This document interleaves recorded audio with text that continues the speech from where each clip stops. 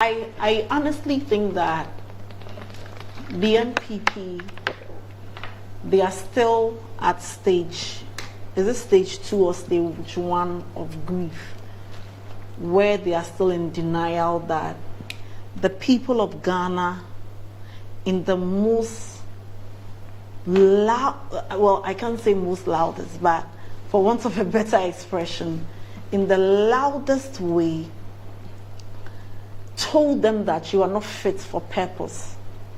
What the people of Ghana did on 7 December was to tell the NPP that you are so full of yourself that we don't want you any close to power, whether in the legislature or in the executive. And it appears to me that because of the state of denial that they find themselves in, they are not really, they are not really at a place where they will come to terms with what has happened. Annie, and I want to sound a note of caution to the judiciary that those shenanigans that we experienced in the past 8 years, nobody will tolerate that again. That we all went to the same law school and we studied the same law. That they are not the only people who are so partisan and in a very disgusting manner that they will turn the court, which the people of Ghana have created for themselves as the last resort to please their political godfathers. We all know the facts that is leading us to this morning discussion.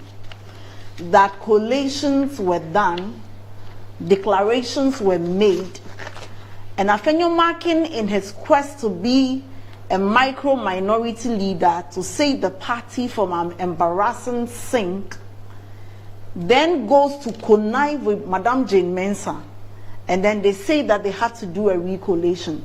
And you see, I'll address the judiciary, I'll address the NPP, but let me address the EC chair first. You see, Jane Mensah, if you haven't given birth before, you may not be able to experience labor pain.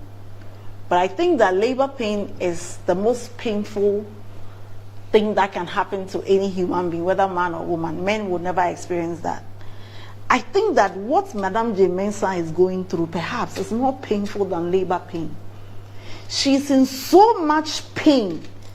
And she is so surprised that these things are happening because of meetings she had with the NPP, the IGP, and other people calculated to rig election. So she was so damn certain that the NPP was going to win this election. And then here we are.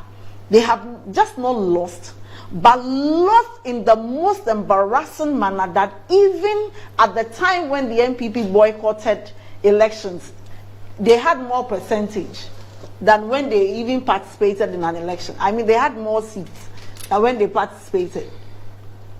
And so Madame Jane Mensah is so obsessed with anything she would do for the NPP to gain something. But you see, her days are numbered. She herself had told us that it is finished. Because she knows, you know that during the collation, now they don't have the strong group, but the National Collation Center, she was asking the British High Commissioner, how is the weather in UK like? She didn't know that she was being, it was coming through the microphone. So it's obvious she wants to go to UK and then continue her life there. Oh, she was asking. It's not obvious. Well, so why was she asking for the weather in UK? She's just asking for asking sake. Oh, okay. Beatrice, you're a lawyer. That's what I'm saying. It can't be so obvious. I'm a lawyer. I'm allowed to make inferences. Okay. So you're making an inference? Yes, inferences are very much allowed. Okay. Even in taking evidence. Okay. So for her to be, why she can't Google the weather in UK? if she just wanted it for an information. So she was asking the British High Commissioner, how is the weather in UK like? So she's more concerned about what she would do for the NPP before she exits the scene. For the scene, it is certain she will exit. But she ought to tread cautiously. And this is where I want to sound a note of caution to the judiciary and those MPP appendages who describe themselves as judges. You know, see, there should be a limit to some levels of unconscionability. See, the judge who sat on the case is called Reverend Justice Joseph Edu Owusu Ajaman. His position as a judge was lobbied for him by Gary Nimakun. In fact, he is a friend to Gary Nimakun. They have pictures together. Gary Nimakun is not the only lawyer who has judges as friends. We all have judges as friends. We sat in classes with people who have become judges today. We have even senior judges who are our friends. Some we even invite you to their parties and whatever. But then there has to be a line drawn when it comes to you exercising judicial authority. That is why it is called judicial authority. First of all, Gary Nimakun went to court on an application for judicial review. There is nowhere again that an application for judicial review is done ex parte without notice to all interested parties.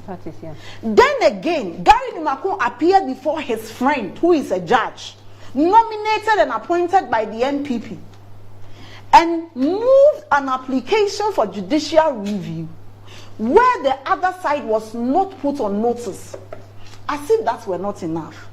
Even if the other side was not put on notice, the NDC filed a joinder application and said that you have not put us on notice, but we have heard that these people have come to you ex parte, which is in flagrant breach of the laws. And that's what Kwame Akufu, who is an MPP person, Kwame Akufu is not, he's even related to President Akufo-Addo. So you are not more action from Chebi than he is. But it is so disgusting and nauseating that it ought to end somewhere. This impunity certainly has to. How do you justify that the judiciary should not be cleaned with all these things happening? Who can make a justification that judges should not be touched? Because there has to be a limit to some level of nonsense. If I should put it, there has to be a limit to it. And then and you see, service goes to jurisdiction. We've made this point here over and over. And so to the extent that the other party was not even put on notice, you ought not to have proceeded. Now the other party even brought to your notice that we have filed a joinder, so that if they will not put us on notice, please join us. You didn't even mind them. But you see, despite that flawed process that Kwame Akufu has complained about, the law says that where a declaration is made and a person is aggrieved by the declaration, Annie, whether the source of your complaint or grievance is duress, undue influence, use of unjustifiable force, or any other complaints you have in law, your remedy is to file an election petition after the results has been gazetted. And whether or not duress occurred, it's a matter of both law and fact. And the judge ought to have taken evidence to substantiate those allegations. Where are we going? What is happening to us?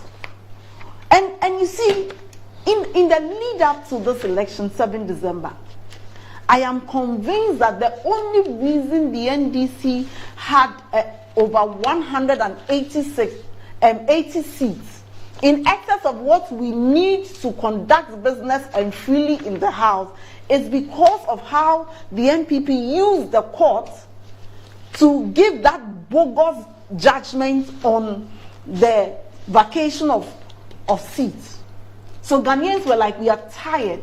We are giving the NDC a mandate that not the election commissioner can do anything about, not the Chief Justice can do anything about. It should be so clear for people to be dazed. The MPP, are they not listening? Are they not seeing the results? Can't they see that people are tired of them? That people are tired of the abuse of power, the consistency with which they do these things as if there is no tomorrow? They set very useless precedents and it comes back hunting them, and it seems nobody is learning. And these are the people that we entrusted the public purse, people who cannot exercise discretion when it matters most. And let me also say that I've seen a lot of NDC people worried and saying that we ought not to have asked our members to retreat. We ought to have allowed our members to go and fight. I want to speak to the NDC people. I have, when you come on TV and you are the frontliner, you are the first to receive the heat. So I've received so many calls, so many threats, so many WhatsApp messages from our members asking what is it that it is. I want to say to our members and to the Ghanaian people who voted for us that trust the NDC when we say that we know what we are doing. Going into this election, you had the likes of Lord Comey at the Jubilee House, soon to be Flagstaff House, shouting that "Tumi ni kitame, memfa mo, tumi nu kitame, yemfa mo." Brian Champon consistently, we will never hand over power to the NPP and to the NDC. We will never hand over power. All those men, apparently they didn't even have balls enough. Where are they? Where are they? We will not hand over power. Nanado himself. I will hand over power to an MPP government. Where are they? All of them. Now Nanado says that President Mahama is his friend. He is not his friend. He has never been his friend. He only knows him. He is not his friend. When did he say he's his friend? When they went to visit, he said he's known him for 22 years. They are friends. They are not friends. So all those people who kept shouting, arrogantly, we will never hand over power. Now, you know what the NPP people are doing? Now, even, me, I'm not honorable. Me, I'm not honorable. I'm not a member of parliament or an assemblyman. Now, even their ministers who are outgoing and things, when they see, they are calling you honorable, honorable. You have to explain to them that you are not honorable. The point I'm making is that the NDC members should keep faith with leadership. We don't want to abuse power in the most nauseating manner like the NPP did and they are doing. That they have just a few days to go. That we will sanitize the system even if it means that we have to sacrifice ourselves as NDC so that we can bring some form of neutrality into this country. We can bring some sort of predictability into all areas so parties are guided. Let them have their day and let them have their NPP members who they have appointed into the judiciary. Let the judges who are friends with lawyers take applications from lawyers who are their friends as if they were taking a memo. Because what this judge did is as if Gary sent him a WhatsApp. As for Gary, he even has he is known for sending WhatsApp and things to judges and things. That's another matter. You should read the expertise in that of how judges describe Gary Limakun. I don't think any judge has described a lawyer in that despicable manner.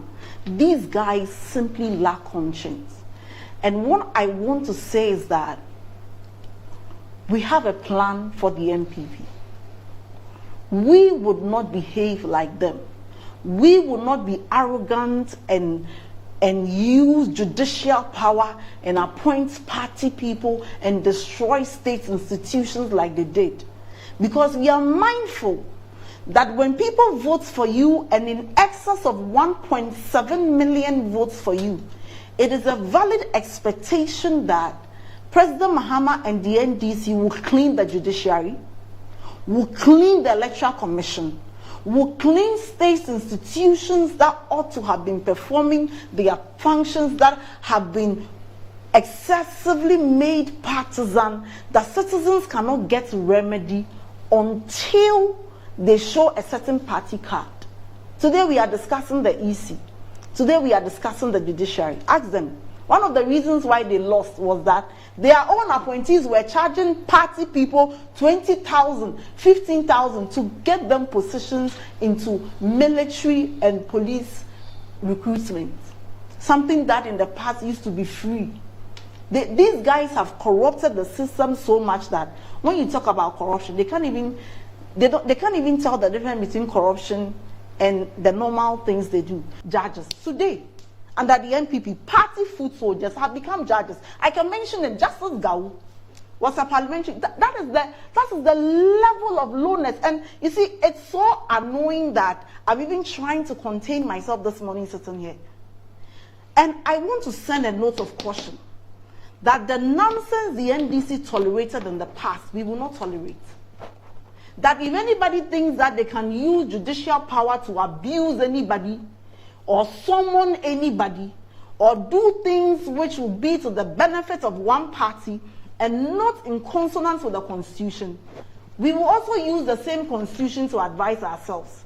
Because after all, when the NPP said they are JMI, they have seen that the real owners of the Omai are there. That they have the voters who have embarrassed them in a manner that by this time, I'm sure Bawumia can't even figure his way around. He's so rejected. He's so unattractive to the Ghanaian people that these are some of the things they should be doing to even attract the few people. Joseph Bawumia is so, I mean, how?